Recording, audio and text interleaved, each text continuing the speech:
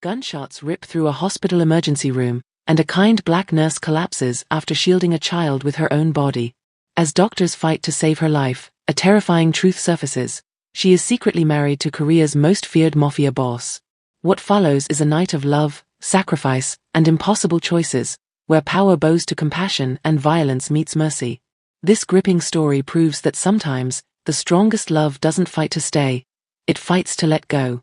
Hey family, welcome to my story channel. Please subscribe and give this video a like. It truly means the world to us. Don't forget to share it with your friends and loved ones, and turn on post notifications so you never miss a new upload. Thank you so much for the support. Now sit back, relax, and let's dive into today's story. The gunshot tore through the emergency room without warning, sharp and loud, cracking the air like glass breaking, and for a split second everything froze before panic exploded everywhere at once. Patients screamed and ducked. A metal tray crashed to the floor. A monitor began to scream its warning beep as a masked man raised his gun again, his hands shaking, his breath uneven. "Everybody get down," a security guard yelled, but fear had already swallowed the room. Amina Cole stood at the edge of bed 7, her hand still on a small boy's shoulders as he trembled uncontrollably. "It's okay," she told him, her voice steady even as her heart pounded. "Don't move. Look at me." The boy's lips shook. "I'm scared," he whispered. Another gunshot rang out, closer this time, and Amina reacted without thinking. She stepped forward, turning her body so the child was behind her. "Hey!" she shouted at the gunman. "Look at me." The masked man hesitated, his eyes wide, his finger tight on the trigger. The third shot fired. Amina felt the impact before she heard it, a sharp, burning force slamming into her side, knocking the breath from her lungs. She gasped, staggered, and fell hard to the floor as blood spread quickly across her scrubs. "Amina!" someone screamed. Nurses rushed toward her as the gunman backed away in shock, repeating, "I didn't mean to, I didn't," before security tackled him to the ground. "She's been shot," a doctor yelled. "Get a gurney now." Hands pressed against Amina's wound as she fought to stay conscious. "Stay with me," a voice urged urgently. "Don't close your eyes." Her lips parted, but no sound came out. As they rushed her toward the operating room, alarms blared throughout the hospital, and outside, black SUVs screeched into the parking lot, their engines roaring like a warning of something far worse about to arrive. The emergency room doors burst open just as surgeons pulled Amina through the operating room doors, and the hospital seemed to fall silent again, but this time it was not fear, it was presence. A tall man in a black suit walked in calmly, his steps unhurried, his eyes scanning the chaos like it was nothing new to him. Doctors blocked his path instinctively. "Sir, you can't be here," one said, trying to sound firm while his hands shook. The man didn't raise his voice. He didn't argue. He simply looked past them toward the operating room and said quietly, "That's my wife." The words landed like another gunshot. Your wife," the doctor repeated, confused. "Sir, the patient is Nurse Amina Cole." The man nodded once. "I know." Police rushed in behind him, radios buzzing, but stopped short when several men in dark suits stepped forward, their faces hard, their hands calmly folded in front of them. "Who are you?" an officer demanded. The man finally turned his gaze on them. "Someone you don't want panicking right now," he replied. Inside the operating room, a surgeon shouted, "Her blood pressure is dropping." And the man's jaw tightened as his fists clenched slowly at his sides. "Save her," he said to no one in particular, his voice low but dangerous. A nurse whispered to another, "That's Kong Jun-suk, from the news." Fear rippled through the room as understanding dawned. The hospital had not just survived an attack, it had become the center of a storm that could tear cities apart. If this opening has already pulled you in, hit like right now, because what comes next will change everything you think you know about Amina Cole, and the man who just claimed her as his wife. The hallway outside the operating room filled with whispers the moment the doors closed behind the surgeons, voices low but frantic, fear slipping through every sentence as doctors, nurses, and police tried to understand what had just happened. "Her husband," one nurse murmured, pressing her back against the wall. "Amina never talked about a husband." Another shook her head slowly. "She barely talked about anything personal." A senior doctor adjusted his glasses, staring at the man in the black suit who stood a few steps away from the operating room doors, silent now, unmoving, like a statue carved from steel. The doctor swallowed. I've seen him before, he whispered to a colleague. International news. Crime briefings. That's Kong Jun-suk. The name moved through the hallway like cold air. The Korean Mafia boss. Someone breathed. A young nurse clutched her chest. That's impossible. Amina is just Amina. At that moment, a police officer stepped forward, trying to take control. Sir, we're going to need you to step away, he said firmly. Kong finally turned to him, his eyes calm but heavy. You're going to need her to live, Kong replied. So let them work. The officer hesitated, then stepped back as if his instincts warned him not to push further. Inside the operating room, voices rose. We're losing blood fast. Clamp there, now. The sound of machines filled the space, and Kang's jaw tightened with every sharp beep. He pulled out his phone and spoke quietly. Lock the building down, he said. No one in, no one out. Not media. Not rivals. A pause. Yes. Now. When he ended the call, the hallway felt smaller, heavier, like the walls themselves were listening. This was no longer just a hospital emergency. It was something much bigger, and everyone there could feel it tightening around them.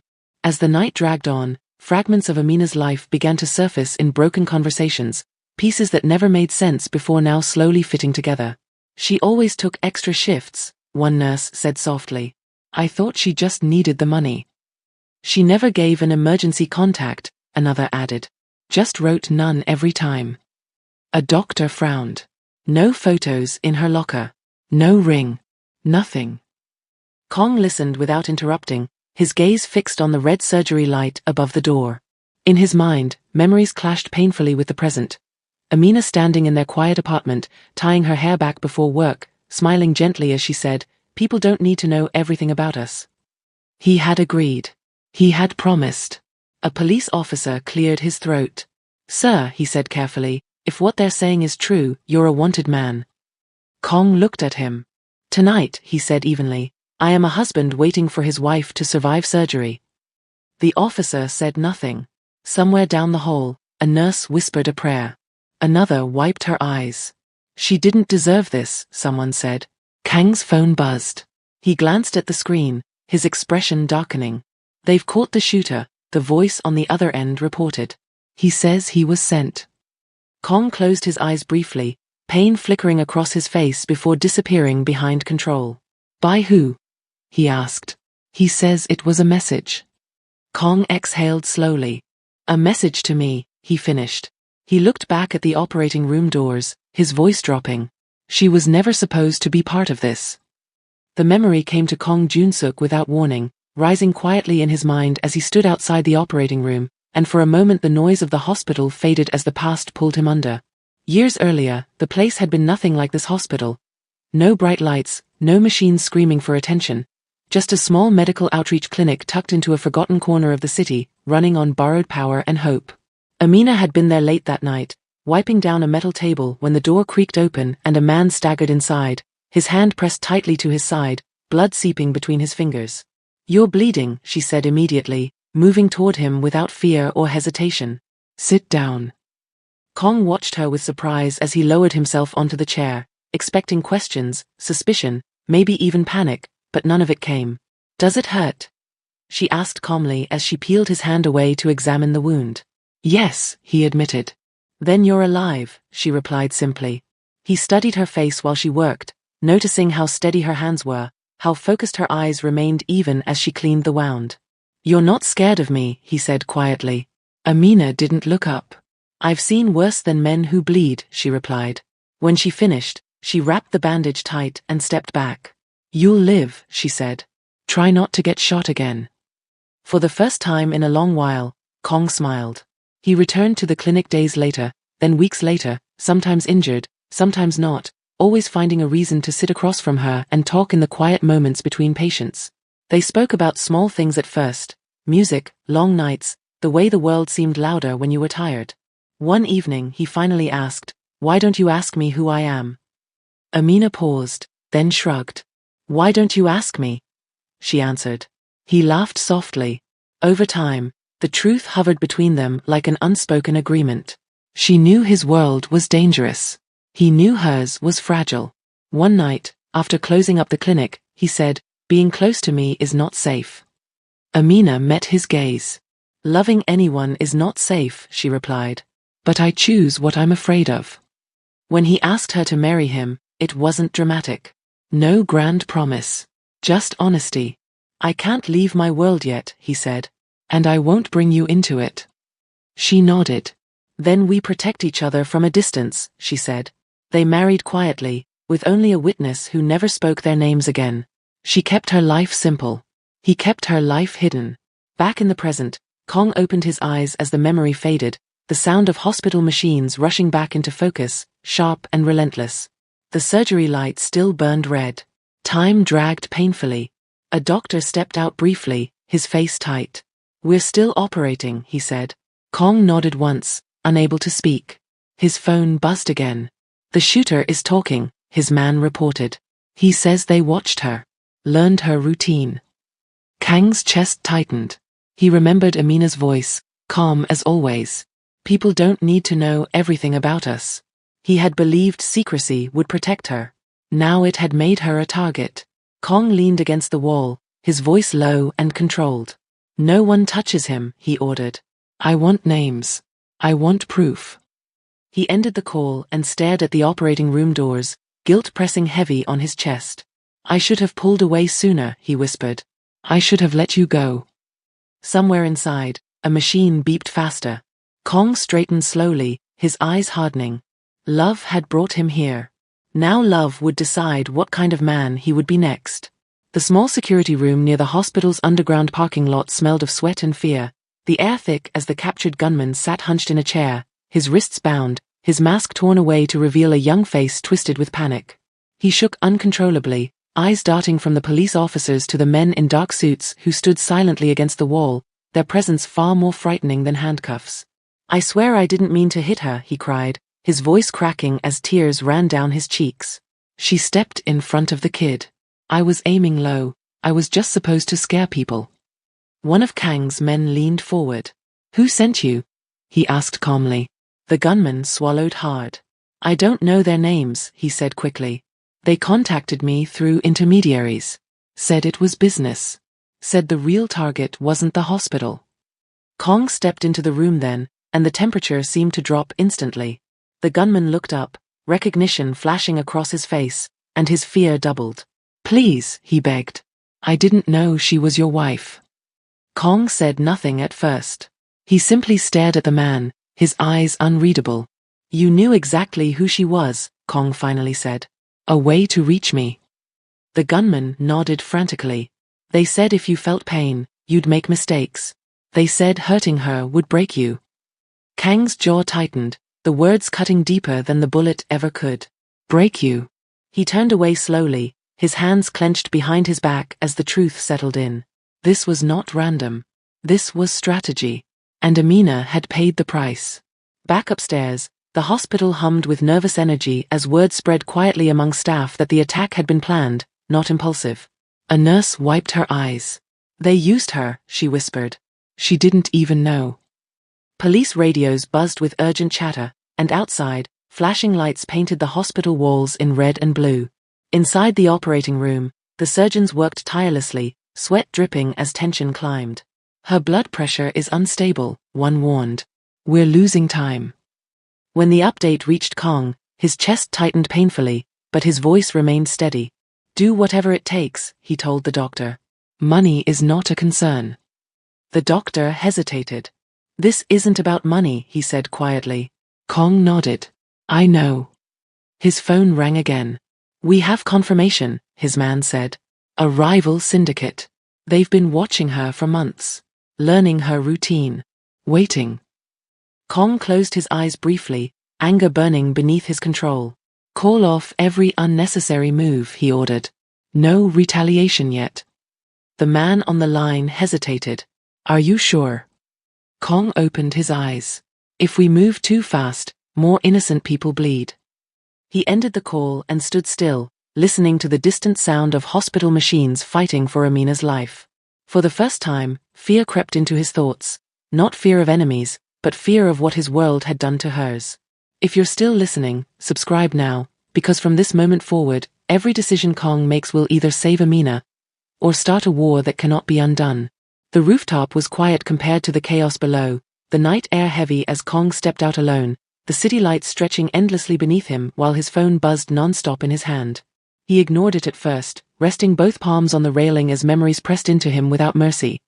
Amina standing in their kitchen tying her hair before work, Amina laughing softly when he complained about silence, Amina looking him in the eye and saying, "Promise me you won't let your darkness touch innocent people." His phone rang again. This time he answered. "Say it," Kong said. The voice on the other end was tense. "We're ready. One word, and we wipe them out. Every last one." Kong closed his eyes. Revenge would be easy. Violence was familiar. It would quiet the pain for a moment, but he knew what would follow: retaliation, blood, more nights like this. "If I don't move," the voice continued, "they'll think you're weak." Kong opened his eyes slowly, his gaze returning to the glowing hospital windows below. "They already know what I am," he replied. "Tonight, they'll learn who I choose to be." The voice hesitated. "You're really doing this?" Kong exhaled. "Stand down," he ordered. Silence followed. Then, reluctantly, understood. Kong ended the call and let the phone fall to his side. For the first time in years, choosing peace felt heavier than choosing war, but it was the only choice that kept her world safe. Inside, alarms echoed faintly through the glass, pulling him back to the reality he could not escape. Down in the ICU waiting area, tension clung to every breath as doctors moved in and out, their faces unreadable, their words cautious. A nurse approached Kong carefully. "She's still fighting," she said quietly. Kong nodded, gratitude and fear twisting together in his chest.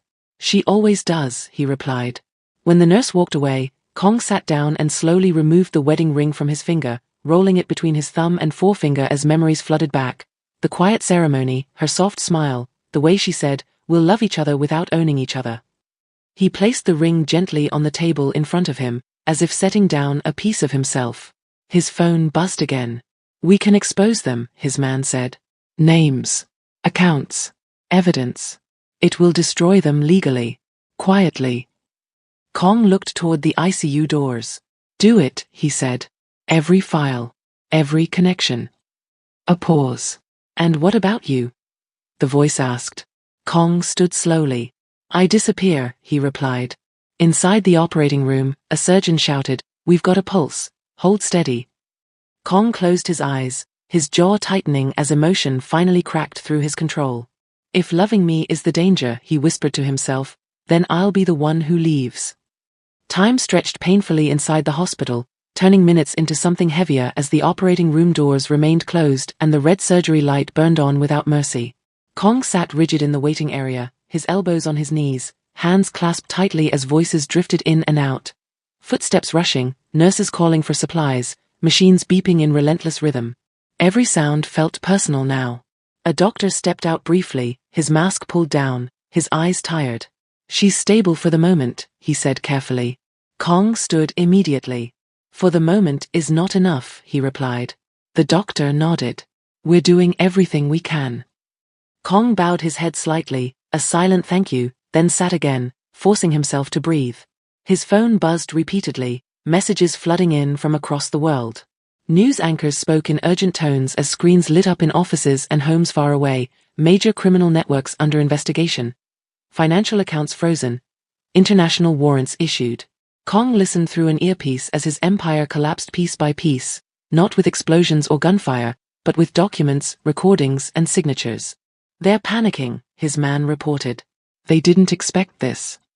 Kang's voice was calm but hollow. "They underestimated her," he said. In the operating room, a surgeon shouted, "We're losing pressure, adjust now." Kong flinched, his fingers digging into his palms. He had faced death countless times, but never like this, never powerless, never waiting on the other side of a door with nothing but hope and regret to hold on to. The night pressed on, and for the first time, Kong Junsuk understood how fragile control truly was. As dawn crept closer, exhaustion settled over the hospital like fog, but the work did not slow. "We're closing," a surgeon finally said hours later. "She's holding." The words hit Kong like a wave, knocking the air from his lungs as relief crashed into him so suddenly he had to steady himself against the wall. He closed his eyes, swallowing hard, then straightened as the reality of what came next settled in. Outside, news spread rapidly, headlines flashing, voices rising as reporters announced the sudden collapse of a feared Korean crime empire. Kong changed into a clean suit in a private room, moving mechanically as his men prepared his exit. "The plane is ready," one said. Kong nodded. "No delays," he replied.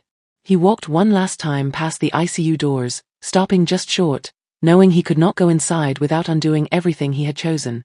He placed his hand against the glass briefly, his voice barely above a whisper. "Live," he said. "Live free." As the sun rose fully, Kong stepped into a waiting car, the hospital shrinking behind him as the city woke unaware of the choices made overnight. This was the longest night of his life, and its end did not bring victory, only distance, sacrifice, and a future neither of them had planned. If you're still here, subscribe now and stay with this story, because what will happen next answers the question everyone is holding their breath to ask. What happens when Amina finally wakes up? Amina drifted back to the surface of consciousness slowly, as if her body was reluctant to return to a world that had hurt her so badly, and the first thing she noticed was pain. Not sharp, but deep and heavy, sitting in her chest and side like a reminder she could not ignore. The steady beeping of a machine pulled her further awake, followed by low voices and the soft sound of footsteps moving carefully around her. Her eyelids fluttered once, twice, then opened fully. Bright light filled her vision, and she winced. "She's awake," a nurse said gently, stepping closer. Amina tried to move, but her body resisted, weak and slow. Her throat felt dry, and when she spoke, her voice came out barely louder than air. "Where am I?" she whispered. "You're in the ICU," the nurse replied softly. "You were in surgery for a long time." Memory returned suddenly and violently. The masked man, the gunshot, the burning pain, the child's terrified face. Amina's breathing became uneven. "The boy," she said quickly, fear flashing across her face. "Is he okay?" The nurse nodded. "He's safe. You protected him." Tears welled in Amina's eyes, slipping down her temples as relief washed through her. A doctor stepped into view. "You're very lucky," he said calmly. "Another inch, and it would have been different." Amina stared at the ceiling, absorbing his words, then slowly turned her head, noticing something that made her heart race. Security officers outside her door, the tension in the air, the careful way everyone seemed to watch her. "Why does this feel wrong?" she asked quietly. The nurse hesitated. "There's a lot you don't remember yet," she said. Amina swallowed hard, already knowing the answer to the question forming in her mind. "He was here," she said softly. It was not a question. Silence followed. Amina closed her eyes briefly, then opened them again, her voice steady despite the ache in her chest. "Before you tell me anything else," she said, "I need to know one thing." She took a shallow breath. "Did he choose peace?" The doctor met her eyes and nodded. "Yes," he said. Amina exhaled slowly, her shoulders relaxing as tears flowed freely. "Good," she whispered. "Then he kept his promise." Just outside the ICU room, hidden from her view, Kong stood motionless, his back against the wall, his heart pounding as he listened to her voice for the first time since the shooting, alive and steady despite the pain. Hearing her ask that question, felt like a knife and a bomb all at once. She had always known him too well. A nurse stepped out quietly and froze when she saw him. "She's awake," the nurse said. "She's asking for you." Kong shook his head slowly. "No," he replied, his voice low. "She's asking for the man she married. I can't be him anymore." He took a step back, forcing himself to let go before weakness pulled him inside that room. Inside, Amina stared at the door long after the nurse returned, her expression calm but knowing. She did not need anyone to explain his absence. She understood it better than anyone. A nurse adjusted her pillow gently. "He made sure everything was handled," she said carefully. "You're safe now." Amina nodded, her fingers brushing against the table beside her bed where something small caught her eye. Her breath hitched when she saw it, a familiar ring resting neatly on a folded piece of paper. There was no message, no explanation, just the ring. Her hand trembled as she picked it up, closing her fingers around it and pressing it to her chest as emotion surged through her. Love, pain, pride, and loss all tangled together. Down the corridor, Kong walked away without looking back, each step heavy but final, knowing that loving her had saved her life, even if it meant leaving it forever.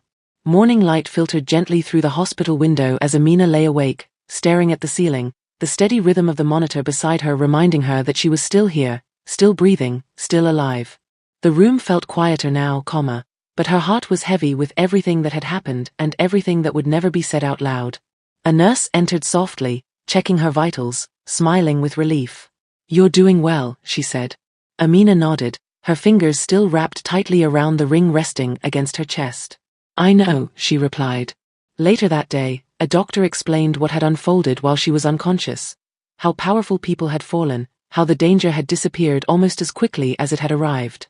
Amina listened without interruption. She didn't need details. She already understood the cost. When the doctor finished, she asked quietly, "Is he gone?" The doctor hesitated, then nodded. "Yes." He made sure no one followed him. Amina closed her eyes, letting the truth settle. She did not cry. She had already cried enough. She thought of the promise they had made, to love without destroying each other, and she knew he had kept it to the very end. Later, as nurses removed tubes and the room slowly returned to normal, Amina looked out the window at the city, alive and moving, unaware of the love that had been tested and released within its walls. "You saved a life," a nurse told her softly. Amina answered honestly, "He saved mine too." If this journey has stayed with you, take a moment to like the video, because stories like this deserve to be shared. Far away, at an airport filled with rushing footsteps and quiet announcements, Kong moved through the crowd unnoticed, his posture calm, his expression finally free of the weight he had carried for years. His phone vibrated once in his pocket. He stopped walking and pulled it out. One message waited for him. "I'm alive." Kang's lips curved into a faint smile, the kind that held both joy and sorrow, and he closed his eyes briefly as if committing the moment to memory. He typed nothing back. Some answers didn't need words. As his flight was called, he slipped the phone away and walked forward, choosing distance not because he loved her less, but because he loved her enough. Somewhere behind him, an empire had collapsed. Somewhere ahead, a quieter life waited. And back at the hospital, Amina watched the sunlight climb higher, the ring resting safely beside her, no longer a symbol of loss, but proof that love could exist without possession. Their paths had separated, but what they shared had already done its work. It had saved a child, ended a cycle of violence, and given them both a chance to live differently. As the plane lifted into the sky and the hospital doors opened to a new day, the story ended not with reunion, but with peace. We've come to the end of the story. I hope you enjoyed it. Leave a like and subscribe to my YouTube channel for more interesting stories.